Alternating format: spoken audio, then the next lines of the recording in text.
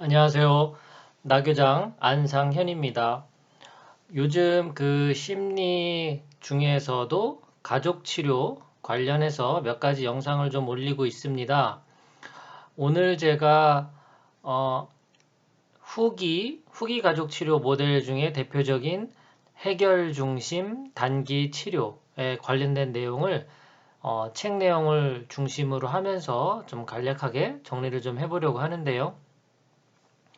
이름이 이제 해결 중심 단기 치료라는 그 단어에서 짐작을 할 수 있듯이 어, 상담에 있어서 그 포인트를 그 문제의 원인이 무엇이냐를 밝히는 그런 방향성도 있지만 이 해결 중심 단기 치료는 해결하는 것을 중심에 두겠다라는 뜻이고요.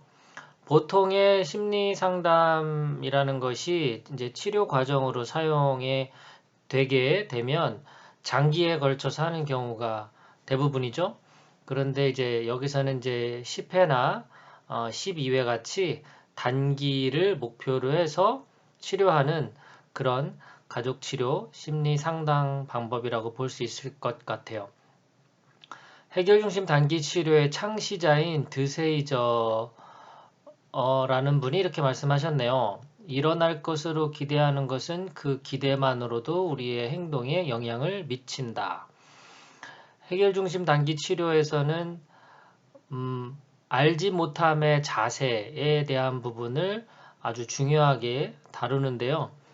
사실 내담자가 방문을 했을 때 이 상담자 또는 이 치료자가 어떤 마음을 갖고 있느냐는 이 상담 자체에 영향을 주게 됩니다. 제가 과거 저는 이제 대학원에서 반도체 하는 것을 과거에 반도체 설계를 전공을 했었는데요. 그때 대학원 논문을 쓸 때에도 그런 이야기들을 들었었어요. 그 대학 이제 논문을 쓰기 위해서 원하는 연구 결과를 만들어야 되는데 연구자가 말하자면 어떤 원하는 결과를 강하게 암시하게 되면 그 실험 자체가 그 원하는 결과를 만들어내기 위한 방향으로 간다라는 거죠.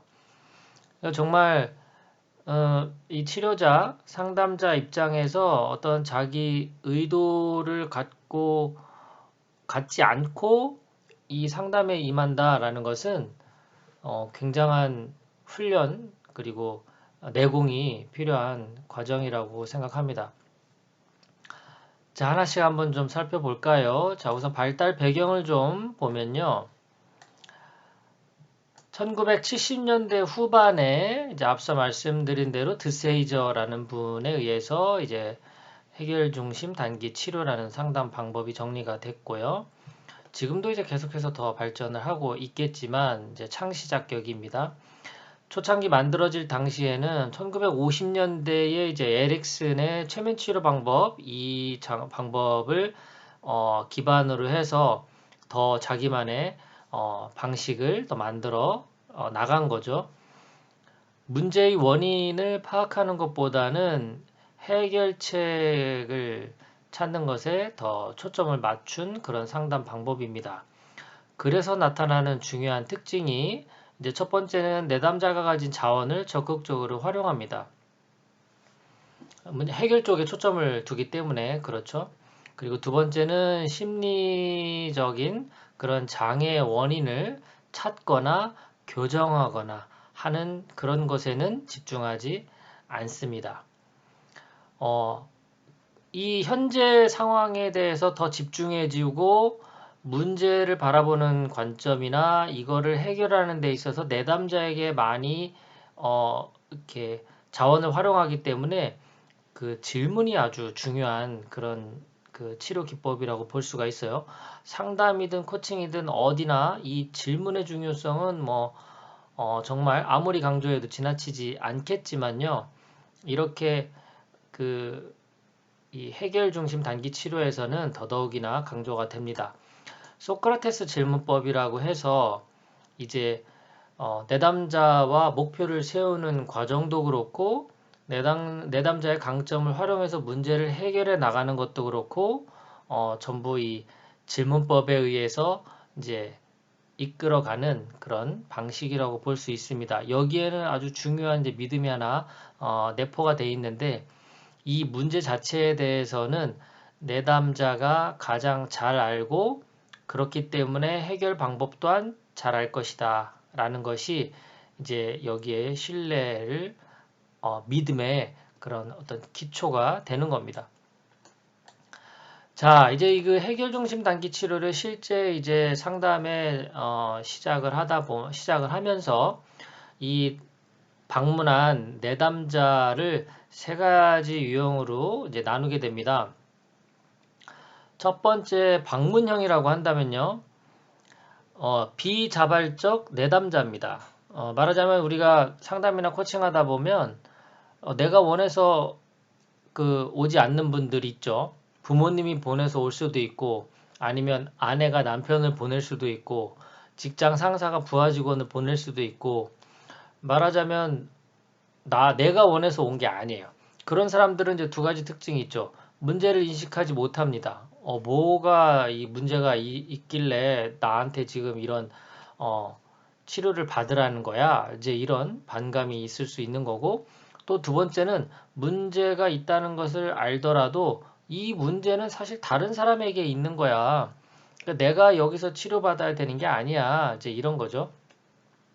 방문형 사람들은 이제 상담이 쉽겠습니까?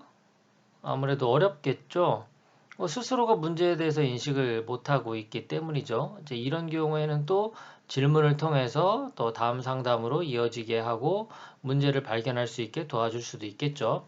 자, 첫 번째 방문형 그런 고객의 관계 형태가 있을 수 있고요. 두 번째는 이제 불평형인데요. 자, 문제도 내가 인식하고 있어요. 그리고 이걸 해결해야 한다라는 필요성도 인식을 하고 있습니다. 그런데 문제가 무엇이냐? 이 문제 해결하는 데 있어서 다른 사람의 역할과 몫이 중요하다라는 겁니다. 그럼 이런 분들은 아무래도 불평이 많겠죠. 문제에 대해서 늘 뭔가 지적하고 비난하고 이렇게는 바라보고 있는데 실제 이 문제를 해결하는데 자신은 뛰어들지 않으니까요. 불평형 이런 고객형이 될 수도 있고요.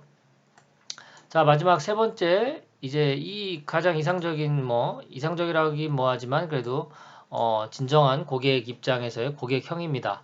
자신을 문제 해결에 이제 일부러 인식하고 있어요. 문제 자체도 인식하고 있을 뿐만 아니라 이 문제 해결에 있어서 자신의 몫에 대해서도 이제 일부 인식을 하는 거죠. 그렇기 때문에 이 문제를 내가 의지를 갖고 한번 해결해 보겠다라고 하는 의지력도 갖고 있는 이런 고객형이라고 볼 수 있습니다. 자, 이제 방문형 고객이 불평형을 거쳐서 고객형이 될 수도 있겠죠. 네, 이런 것들은 또 상담자, 치료자의 또 중요한 역할이라고 봅니다. 자, 이런 관계 유형을 패턴을 이제 치료자 입장에서 발견을 해 나가면서 이제 치료 목표를 또 정하게 되겠죠.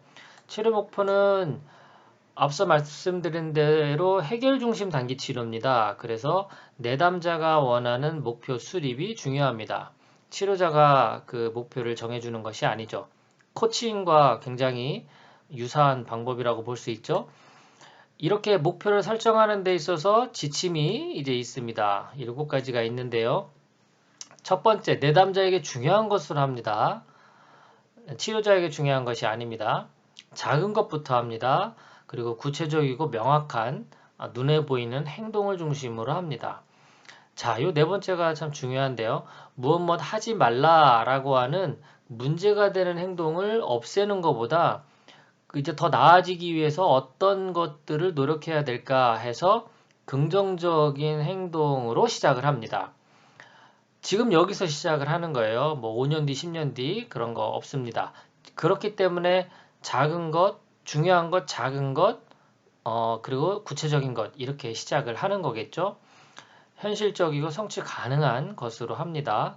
그리고 일곱 번째도 참 중요합니다. 사실 어떤 목표를 수행하는 거든 이게 작은 목표든 큰 목표든 목표를 수립하고 수행하는 과정 자체는 다 힘든 거예요. 그런 것들을 우리가 같이 공유를 하고 이제 협력을 해서 문제를 나가는 거죠. 목표를 설정하는 데 있어서 이렇게 내담자 중심으로 해서 목표를 설정합니다. 자, 그러면 이제 첫 회를 상담을 하게 될 텐데 샘플로 어떤 식으로 상담 과정이 진행이 되는지 해결 중심 단기 치료 방법을 한번 이렇게 좀 스케치를 좀 해보겠습니다. 자, 첫 번째 이제 이 상담에서 해결되기 원하는 목표를 확인합니다. 뭐 가령 여기 오신 목적이 무엇인가요? 라는 질문이 될 수도 있겠죠. 그러면 이 질문에 대해서 이제 목적이 있을 수도 있고 없을 수도 있겠죠. 앞서서 그 세 가지 관계 유형 중에서 이제 그 방문형이나 그 불평형 같은 경우에는 그 정확한 자신에게 그 문제를 발견하지 못한 경우가 있잖아요. 고객형이 아닌 이상은. 그러니까 이제 오신 목적이 무엇인지부터 이제 점검하게 됩니다. 있다라고 한다면 이제 두 번째 상황으로 넘어가게 되는 거고요. 없다라고 한다면 이제 뭐 여기 오신 거에 대해서 잘 설명을 해주고 이렇게 온 거에 대해서도 의미 부여를 해준 다음에 특별한 과제는 없고 다음에 그럼 또 만나서 어떤 목적을 찾는 데 있어서 이제 과정을 또 진행을 할 겁니다. 자, 이제 여기 온 목적이 있는 경우에는 이제 2번으로 넘어갑니다. 이제 문제가 있어서 오긴 했는데 그 문제가 항상 발생되는 것이 아니라 늘 예외적인 상황이 있습니다. 말하자면 늘 아이가 뭐 게임 중독이라고 한다면 아이가 늘 게임만 하지는 않는다는 거죠. 하루 종일. 뭔가 게임을 안 하는 상황도 있을 수 있겠고 그리고 그 게임보다 뭔가 좋아가지고 그런 것들을 또 행동하는 경우도 있겠죠. 그래서 문제가 없는 예외 상황에 대해서 발견하는 질문이 들어갑니다. 언제 문제가 일어나지 않는가요? 그 관찰해 보게 되겠죠. 생각을 해 보게 되겠죠. 있는 경우가 있고 없는 경우가 있을 겁니다. 있다라고 한다면 자, 이제 3-1번으로 넘어갈 거고요. 없다라고 한다면 3-2번으로 넘어갑니다. 자, 언제 문제가 일어나지 않는가요?를 대화를 나누다 보니 그런 상황이 있다는 걸 발견한 거예요. 그러면 그런 예외적인 상황이 이제 우리가 의도적으로 또 그런 상황을 만들 수도 있고 그냥 우연히 뭔가 상황이 나올 수도 있겠죠. 그래서 이제 두 가지로 또 나누게 됩니다. 자, 의도적인 경우에는 같은 것을 다시 한번 반복하게 하는 거예요. 뭐 예를 들어서 아내가 너무 우울한데 그 우울한 그 내담자가 이제 늘 그렇게 그러면 하루 종일 우울하기만 할까? 뭔가 좀 기쁨을 느끼고 즐거운 때는 없을까? 그런 예외 상황을 보니까 뭐 드라마 볼 때인 거를 알게 된 거죠. 드라마를 보는 동안에는 자기가 힐링이 되고 기분이 좋아진 걸 느낀 거예요. 그러면 이제 이것이 의도적으로 그 예외적인 상황을 만드는 방법으로 과제를 수행한다면 이제 정기적으로 드라마를 이렇게 봐줌으로 인해서 자신을 힐링시키고 즐거운 그런 상황으로 만들 수 있는 거죠. 그런데 이제 이렇게 의도적으로 만들 수 없는 상황도 있겠죠. 우연으로만 발생하는 경우. 그러면 이제 이런 상황이 이 예외적인 상황이 언제 어떻게 나타나는지를 이제 일상에서 좀 관찰을 하는 겁니다. 그래서 이제 다음 상담할 때까지 한번 좀 예상을 좀 해보는 거죠.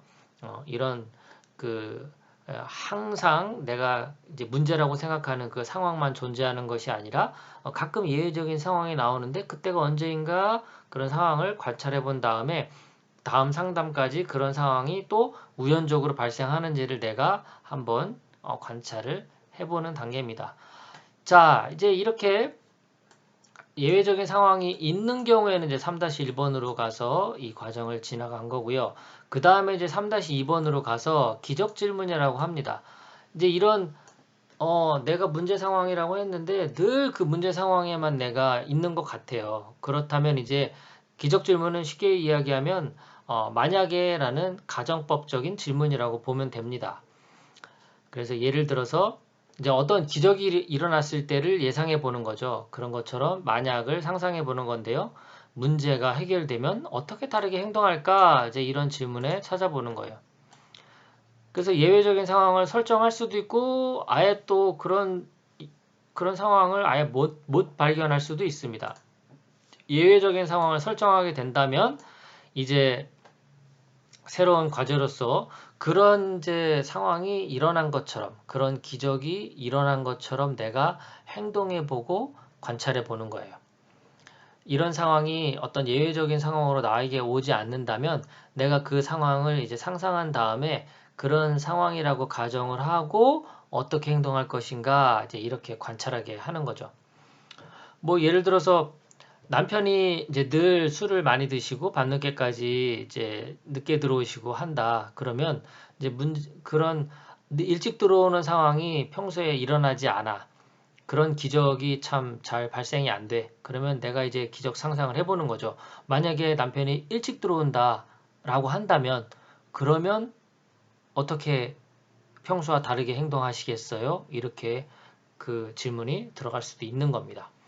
자, 예외가 없는 경우도 있겠죠. 또 생각해봐도, 그런 내가 뭔가 다르게 행동할 게 또 없어 보여. 그러면 다음 상담까지 이제 이런 상황 자체에서 관찰을 하고, 그리고 다음 상담까지 일어나기 원하는 것이 무엇인지를 내가 또 관찰해보고, 정리해서 이제 치료자에게 보고하는 그런 형식으로 문제를 접근해 봅니다. 자, 이렇게 이제 첫 회를 상담하면서 문제가 무엇인지를 발견하게 도와주고, 그리고 그 문제가 늘 발생되는 것이 아니니까 그 예외 상황을 통해서 문제가 해결됐을 때를 가정하거나 아니면 그 문제가 발생되지 않고 있는 그 상황에 대해서 이제 인지를 시켜주는 겁니다. 그래서 문제가 없는 그 상황에서 이제 어떤 긍정적인, 희망적인 신호를 찾는 거죠. 자, 첫 회는 이제 이런 식으로 진행이 된다고 볼 수 있고요. 자, 그렇다면 이제 치료자는 어떤 역할을 하면 좋을까? 알지 못함의 자세를 기반으로 한 소통 방식이 매우 중요합니다. 이게 참 말처럼 쉽지는 않는데요. 굉장히 그 상담이나 코칭을 하는 데 있어서 아주 중요한 자세라고 저는 생각을 하는데요. 인본주의적 태도도 이제 이와 같은 태도를 기반으로 한다고 봅니다. 자, 10가지로 정리를 좀 해보면요. 첫 번째, 치료자의 그 비언어적 행동이 중요하다. 뭐 당연한 거겠죠? 이제 말하는 말 단어 자체도 중요하겠지만 이 치료자가 내담자에 대해서 어떤 태도를 갖고 있는지가 이 비언어적인 태도에서 다 나오잖아요. 표정, 눈빛, 몸짓, 뭐 이런 분위기 자체가 그 내담자에게 읽히기 때문에 이런 비언어적 행동이 중요하다라는 것을 기억해야 되고요. 두 번째, 내담자가 자주 쓰는 말 중에 중요한 그 핵심 용어가 있는데 그 용어들을 잘 반복해서 사용하는 것이 좋습니다. 내담자 위주로 상담이 진행되는 거죠. 그리고 침묵 활용도 필요합니다. 굳이 애써서 대화를 이끌어갈 필요가 없이 이렇게 일시 정지 상태에서 또 상황을 지켜볼 수도 있는 그런 침묵도 활용할 필요가 있고요. 네 번째, 내담자의 비언어적 행동도 주목을 해야 되겠죠. 내담자랑 같이 이야기를 나누다 보면 이 내담자가 눈빛이 바뀌거나 분위기가 이렇게 반전되는 경우가 있어요. 그럴 때 그걸 잘 캐치한 다음에 그걸 되돌려주는 것도 굉장히 중요한 상담 기법이라고 볼 수 있습니다.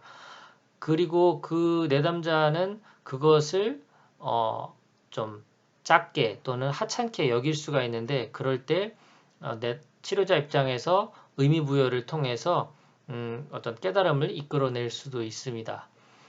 그리고 치료자는 자기개방 상태여야 되겠죠.